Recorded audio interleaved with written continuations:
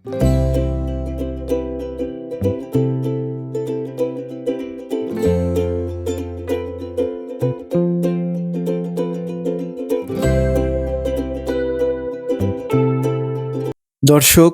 আমি এই মুহূর্তে দাঁড়িয়ে আছি গাজীপুর সাফারি পার্কের মধ্যে। 2026 সালে পার্কের পরিবেশ কেমন, টিকিটের মূল্য কত, কিভাবে এখানে আসবেন এবং আমাদের ভ্রমণ অভিজ্ঞতা সব কিছুই আজকের ভিডিওতে শেয়ার করব।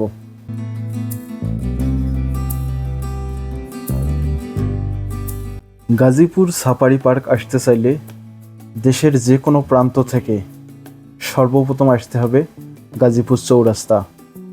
সেখান থেকে বাসে করে নামতে হবে বাগের বাজারে। বাগের বাজার থেকে 20 টাকার বিনিময়ে অটোরিকশায় করে এই পার্কে আসতে পারবেন।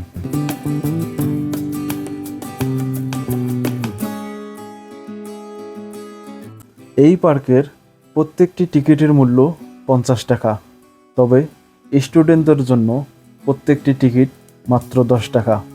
আমরা দুজন 100 টাকার বিনিময়ে দুটো টিকিট নিয়ে পার্কের ভেতরে প্রবেশ করলাম। আমরা এখন টানেল আকৃতির এই গেট দিয়ে প্রবেশ করব সাফারি কিংডমের মধ্যে। এখানকার আকর্ষণীয় যেসব জিনিস আছে তাদের মধ্যে অন্যতম হলো এই সাফারি কিংডম। এখানে এসে জনপ্রতি 60 টাকা দিয়ে দুটো করে টিকিট সংগ্রহ করে প্রবেশ করতে হবে বিভিন্ন প্রজাতির পাখি ও মাছের গ্যালারিতে। আমরা এখন প্রবেশ করব ম্যাকাওল্যান্ড প্যারট অ্যাভিয়ারিতে। এখানকার গেটগুলো এরকম শিকল দিয়ে প্রোটেক্ট করে রাখা হয়েছে, যেহেতু ভেতরের পাখিগুলো উন্মুক্ত অবস্থায় ঘোরাফেরা করে, কোনো অবস্থাতেই যেন পাখিগুলো বেরিয়ে আসতে না পারে, তাই এ ধরনের প্রোটেকশনের ব্যবস্থা রাখা হয়েছে।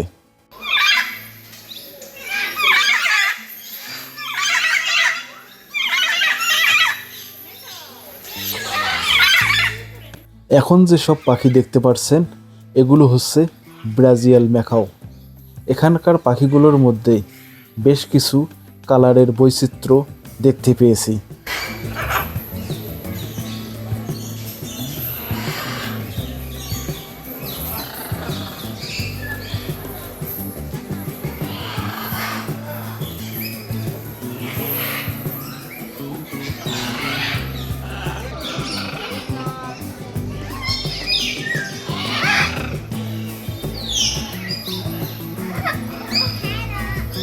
ম্যাকাও অ্যাভিয়ারির পাশেই প্যারট অ্যাভিয়ারি, যেখানে আছে বিভিন্ন কালারের বিভিন্ন প্রজাতির টিয়া পাখি।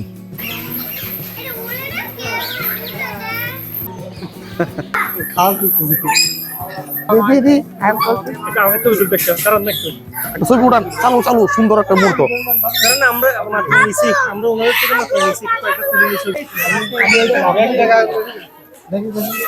ছবিটা উড়া উড়া গিরুটা করে প্রথম থেকে একটা দেন প্রথম দে রস দিছে তোমারে নামাই দেন। আপনি আঙ্গুল দিয়ে এরকম করলে না, পা দিয়ে পারা দেন, আমুর দেন একটা ভিডিও করেন। যাও পাখি বল মোরে বেশি বড়।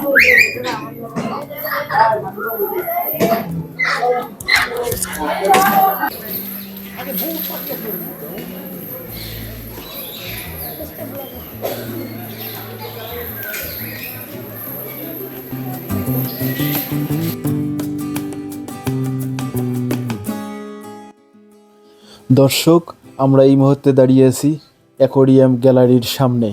এখানে বিভিন্ন প্রজাতির মাছ আছে, যেমন alligator gar, tiger bird, zebra fish, white tiger shark, koi carp, rainbow shark, bird red parrot, tinfoil bird, gold fish সহ আরও অনেক জাতের মাছ। আমরা একে একে সব কিছুই আপনাদের দেখানোর চেষ্টা করব।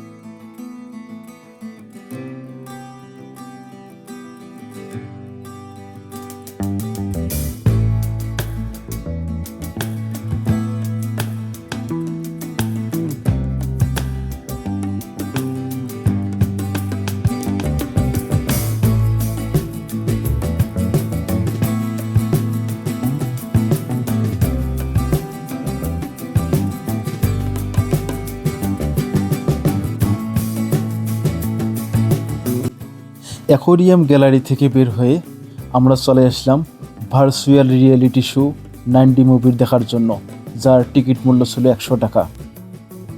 এরপর আমরা প্রবেশ করব বাটারফ্লাই গার্ডেনে, যার টিকিট মূল্য ছিল 40 টাকা। দর্শক, আমরা এই মুহূর্তে দাঁড়িয়ে আছি প্রজাপতি কর্নারের সামনে। এখানে এসে জানতে পারবেন প্রজাপতির জীবনচক্র সম্পর্কে। প্রথমে প্রবেশ করলাম প্রজাপতি গবেষণাগারে।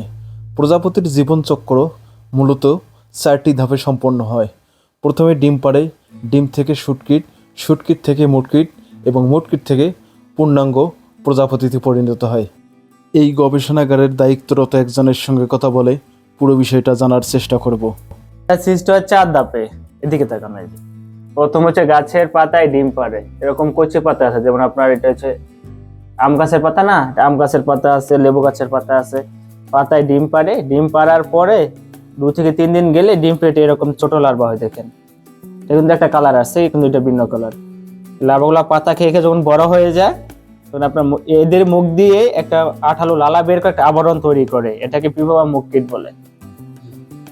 মুখকিটটা হচ্ছে আপনার এটা, এই যে মুখকিট, যেটা মুখকিট। এই মুখকিট ভিতরে হাত পাখা যখন পরিপূর্ণ হবে, খোলসটা ছেড়ে দেবে, পরে গিয়ে প্রজাপতি বের হয়ে যাবে। 20 থেকে 25 দিন সময় লাগে আপনার টোটাল প্রসেসটা হতে আর কি, প্রজাপতি হতে। আর বাসে মাত্র হচ্ছে 7 থেকে 10 দিনের মধ্যে।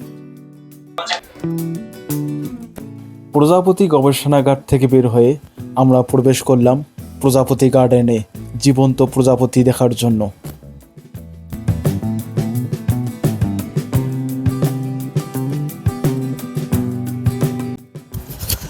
এই বাগানটি সাজানো গোছানো এবং বিভিন্ন গাছপালায় সুসজ্জিত, যা প্রকৃতি প্রেমীদের আকৃষ্ট করবে।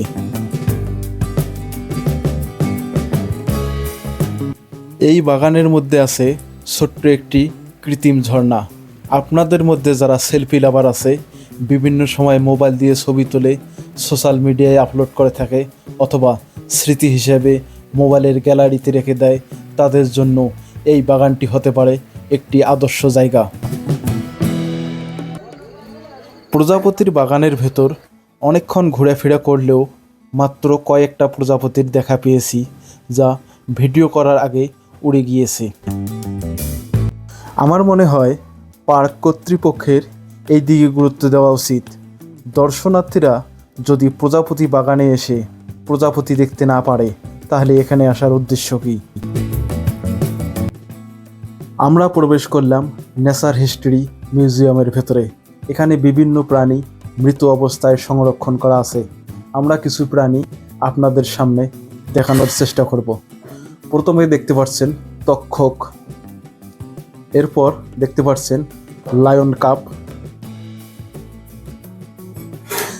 এরপর যে প্রাণীটি দেখতে পাচ্ছেন এটি হচ্ছে মায়া হরিণ, আরও দেখতে পাচ্ছেন বাদুর মাছ, এরপর দেখতে পাচ্ছেন বিশাল সাইজের অজগর, এরপর দেখতে পাচ্ছেন বাঘের বাচ্চা। এগুলো বিশেষ কেমিক্যাল দিয়ে সংরক্ষণ করা আছে। এরপর দেখতে পাচ্ছেন অক্টোপাস। এখানকার সমস্ত প্রাণী দেখাইতে অনেক সময়ের প্রয়োজন, তাই আমরা ওগুলো স্কাইপ করে চলে আসলাম এই সাইডে। এখানে দেখতে পাচ্ছেন বিশাল আকৃতির একটি হরিণের চামড়া। এখন যেগুলো দেখতে পাচ্ছেন এগুলো হাতির হাড়। এর পাশেই আছে মৃত রাজহাঁস, এছাড়াও অনেক প্রাণী। এখানকার সংরক্ষিত মৃত প্রাণীদের অবস্থা খুবই নাজুক। সঠিকভাবে সংরক্ষণের জন্য কর্তৃপক্ষের আরও যত্নশীল হওয়া প্রয়োজন বলে আমি মনে করি।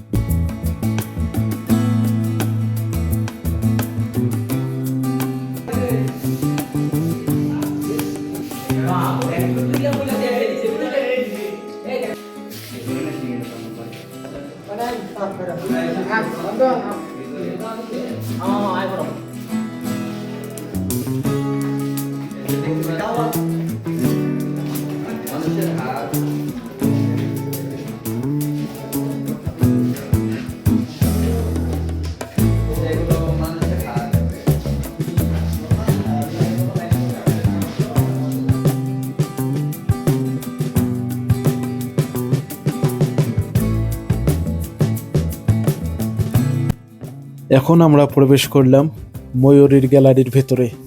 এখানে বিভিন্ন প্রজাতির ময়ূর দেখতে পারবেন। আরও দেখতে পারবেন ময়ূরের খাঁচার উপরে বিভিন্ন রকমের বানরের বানরামি।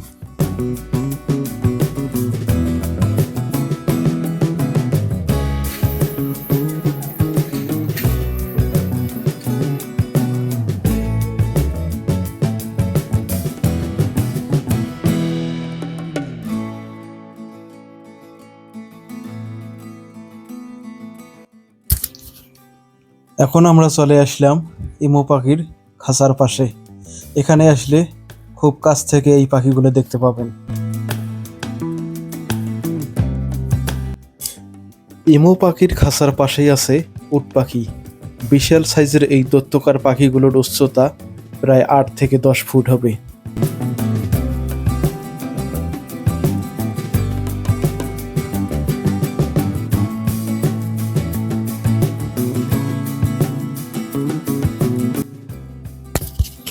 চলে আসলাম কুমির পার্কের মধ্যে। দূর থেকে ফেক মনে হলেও কাছে গিয়ে দেখা যায় যে আসলে এগুলো অরিজিনাল। এখন আমরা প্রবেশ করব গাজীপুর সাফারি পার্কের মেইন আকর্ষণ কোর সাফারি পার্ক, যেখান থেকে বিভিন্ন ধরনের বাঘ, সিংহ, হাতি, জিরাফ সব কিছুই কাছ থেকে দেখা যায়। প্রথমেই দেখতে পেলাম জেব্রা দল বেঁধে ঘোরাফেরা করতেছে।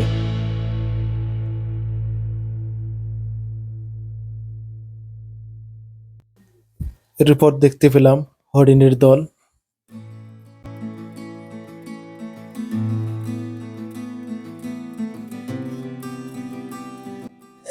দেখতে পেলাম একটি কালো ভাল্লুক।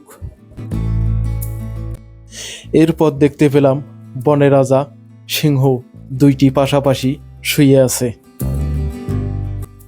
সিংহ দেখার পর বাঘের খাঁচায় গিয়ে বাঘ অনেক দূরে থাকায় বাঘের কোনো দৃশ্য ধারণ করতে পারি নাই।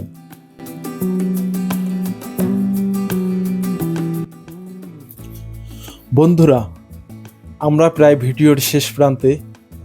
এখানে এসে কিছু কথা বলতেই হয়। যেমন গাজীপুর সাফারি পার্কের সবচেয়ে আকর্ষণীয় বিষয় হচ্ছে কোর সাফারি পার্ক, যেটির মূল্য সবচেয়ে বেশি নেওয়া হয় 150 টাকা। কিন্তু 150 টাকার বিনিময়ে যা কিছু দেখা হয় তাতে মনে হয় দর্শনার্থীদের ঠকানো হয়েছে। এখানে বন্য প্রাণীদের সংখ্যা খুবই কম এবং দেখানোর সময়কালও খুবই সীমিত।